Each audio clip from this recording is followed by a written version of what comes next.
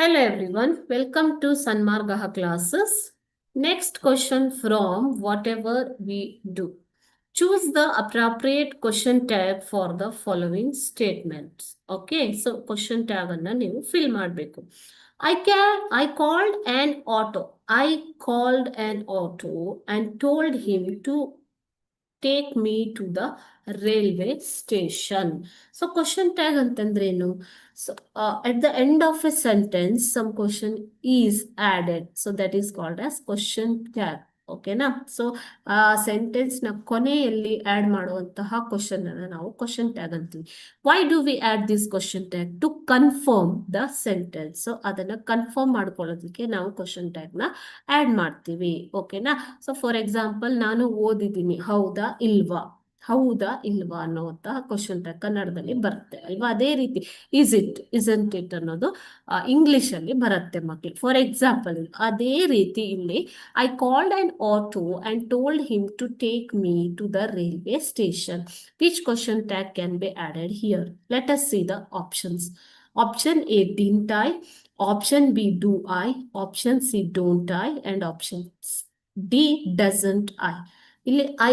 ಇಲ್ಲಿ question tag ಮಾಡೋದಕ್ಕೆ ನಿಮ್ಗೆ ಎರಡು ಬೇಕು ಮಕ್ಕಳೇ. ಒಂದು ಆಕ್ಸಿಲರಿ ವರ್ಬ್ ಪ್ಲಸ್ ಪ್ರನೌನ್ ಅಲ್ವಾ. ಸೊ ಇಲ್ಲಿ ಕೊಟ್ಟಿರೋ ಪ್ರನೌನ್ ಯಾವುದು?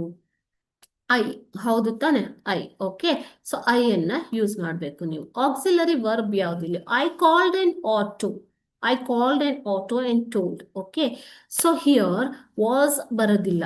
ಏನ್ ಬರುತ್ತೆ ಮಕ್ಕಳೇ? ಇದು ಪಾಸ್ಟ್ ಟೆನ್ಸ್ ಆಗಿರೋದ್ರಿಂದ ಡಿಡ್ ಬರುತ್ತೆ. ಓಕೆನಾ? So did, I called an auto, did ಬರುತ್ತೆ ಇದಕ್ಕೆ. ಡಿಡ್ ಅನ್ನುವಂತಹ ಒಂದು ಆಕ್ಸಿಲರಿ ವರ್ಬ್ ಅನ್ನ ನೀವು ಯೂಸ್ ಮಾಡ್ತೀರಾ. ಡೂ, ಡಿಡ್ ಇದು ಕ್ರಿಯಾಪದಕ್ಕೆ ಬರುವಂತದ್ದು. ಓಕೆನಾ?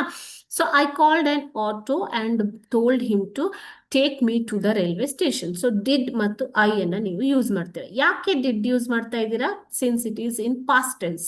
ಓಕೆ, ಸೊ ಪ್ರೆಸೆಂಟ್ ಟೆನ್ಸ್ ಅಲ್ಲಿ ಇದ್ರೆ ಡೂ ಅನ್ನೋದನ್ನ ಯೂಸ್ ಮಾಡ್ಬೇಕಿತ್ತು. ಓಕೆ, ಸೊ ಈಗ ಡಿಡ್ ಮತ್ತೆ ಐ ಅನ್ನೋದು ಬೇಕು ನಿಮ್ಗೆ ಕ್ವಶನ್ ಟ್ಯಾಗ್ ಅನ್ನ ಫಾರ್ಮ್ ಮಾಡೋದಕ್ಕೆ. ಬಟ್ ಇಲ್ಲಿ ಎರಡಿದೆ ಮಕ್ಕಳೇ. ಒಂದು ಸೆಂಟೆನ್ಸ್ ಪಾಸಿಟಿವ್ ಇದ್ರೆ, sentence if it is positive then question tag will be negative. Negative question tag ಅನ್ನ ನೀವು ಯೂಸ್ ಮಾಡಬೇಕಾಗತ್ತೆ. ಸಪೋಸ್ ಸೆಂಟೆನ್ಸ್ ನೆಗೆಟಿವ್ ಇದ್ರೆ ನೀವು ಕ್ವಶನ್ ಟ್ಯಾಗ್ ಪಾಸಿಟಿವ್ ಅನ್ನ ಯೂಸ್ ಮಾಡಬೇಕಾಗತ್ತೆ.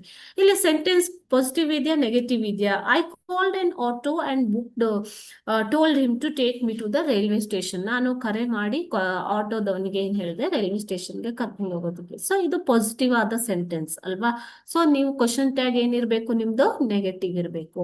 ಸೊ ಡಿಡ್ ಅನ್ನೋದರ ನೆಗೆಟಿವ್ ಫಾರ್ಮ್ ಯಾವ್ದು ಮಕ್ಕಳೇ? ಡಿಡ್ ನಾಟ್, ಡಿಡಂಟ್ ಅಲ್ವಾ. ಸೊ ಯಾವ್ದು ಬರುತ್ತೆ ಹಾಗಾದ್ರೆ? Correct question tag is option A, did not I.